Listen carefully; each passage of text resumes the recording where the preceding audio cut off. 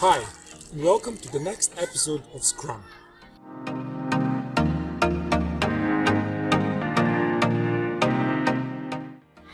You probably know that Scrum is lightweight, simple to understand, and difficult to master. Scrum is lightweight because it's a lightweight management process. It can be very complementary to Agile software development. And Scrum is a lightweight framework that helps people and teams and organizations to generate value fast. In the description down below you can find the Scrum Guide 2020 and Grocery of Scrum Terms, which is essential you to read.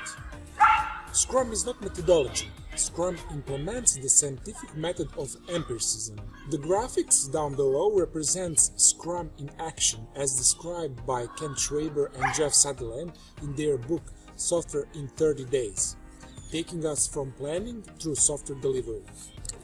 This book you can get from Amazon for $15, which I highly recommend you to read.